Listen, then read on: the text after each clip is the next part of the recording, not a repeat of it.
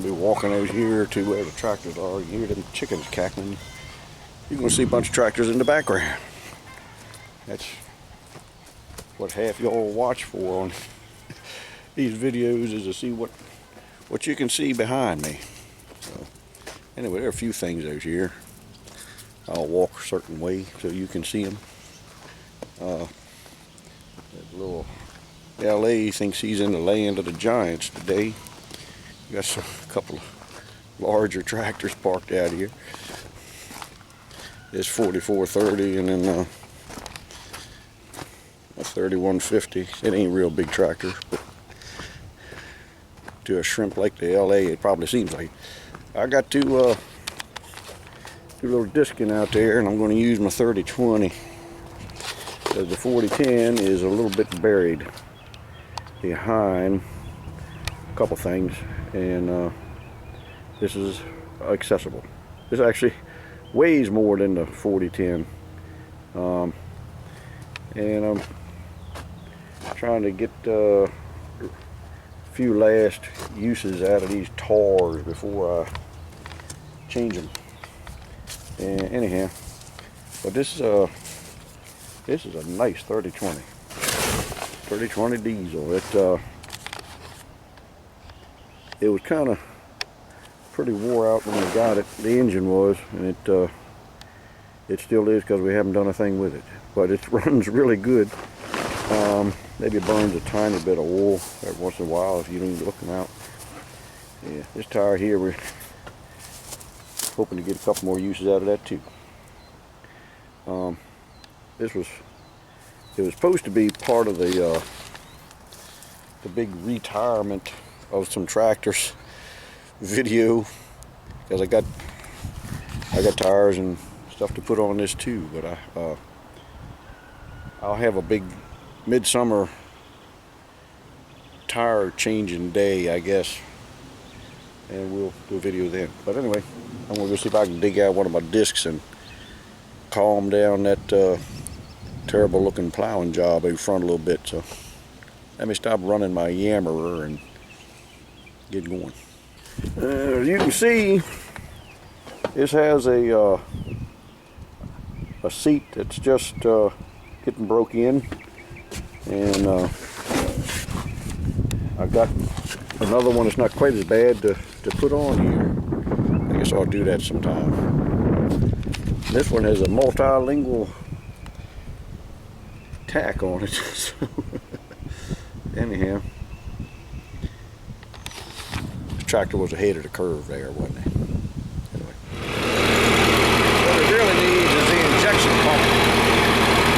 The governor ring on the front right down the time we had erratic engine RPM fluctuations like this. And then it cuts off. So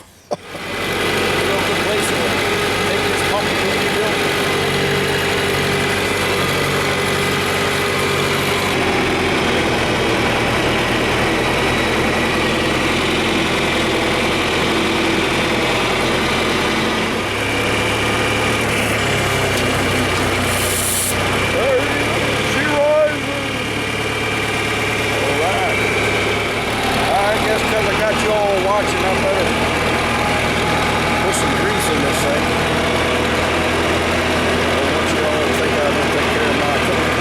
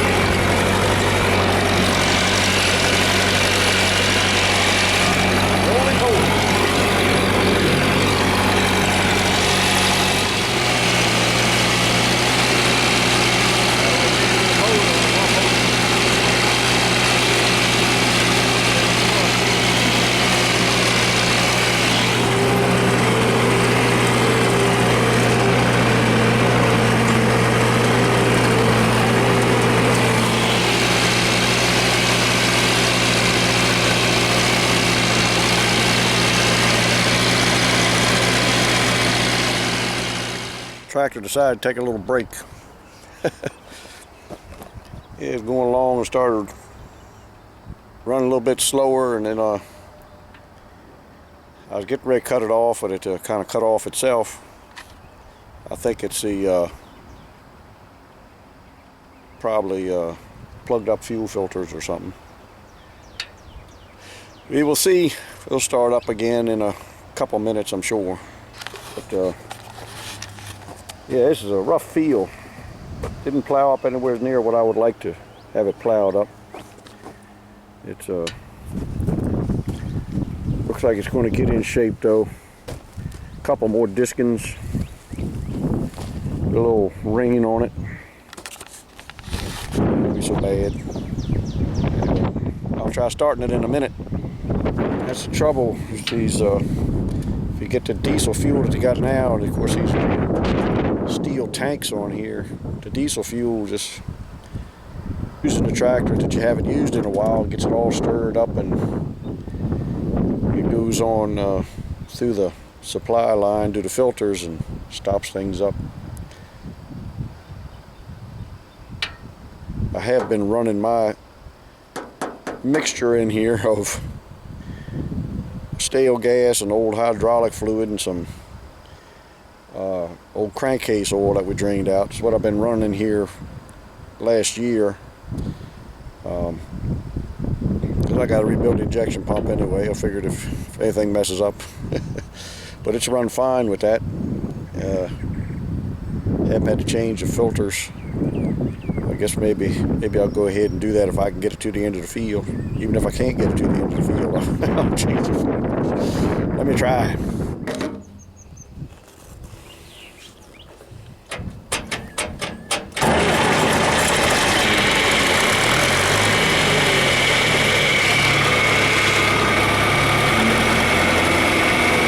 See how far it goes. Went about 15 feet. So I'm thinking the return line is plugged up coming out of the injection pump. I'll check that. I'll get back with you. I'll get diesel fuel all over my hands. I don't want to touch the camera. So anyway, I'll try to let you know what it was in the next video. I have ascertained, that's a big word, that I know my viewers know what it means. I have ascertained that the sediment had sifted on down and plugged up the line going to the transfer pump. I took it loose and no fuel came out, even though there was, I don't know, 6 or 8 inches of fuel in the tank. And I blew through it. It took a little while for me to break through, but then I was able to push it through, and then fuel was coming out when I reattached it. So I don't know if I can get it bled and still have enough battery left to start it up, but I'm going to try. We'll see. All right, I'm pumping it. And we're getting fuel up there now, so let me reattach that. I'm pretty sure I got to bleed the pump, so that's a message. I'm doubting it's going to start, but we'll try it one time.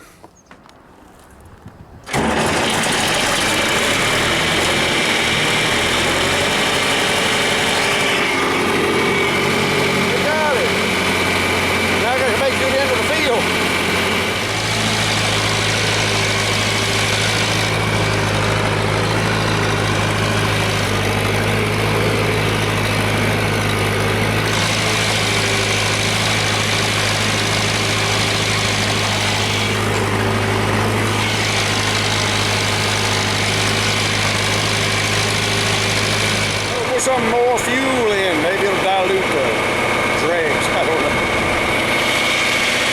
There's some of my special blend. It looks like, well, you see what it looks like. Runs good, don't cost me nothing.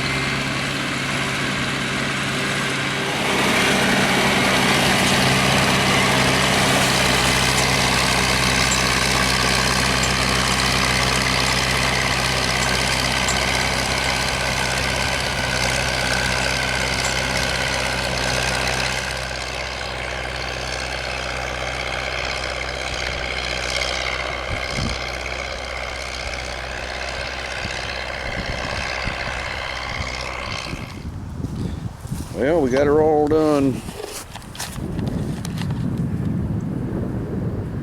3020 did good. Even with the tires that's coming apart. Like I say, he was tired when we bought him, I don't know, 15, 18 years ago, whenever it was. And put this narrow front on there. It had like a Schwartz wide front on it. I'd much rather have a narrow front around here, even though I got hills, because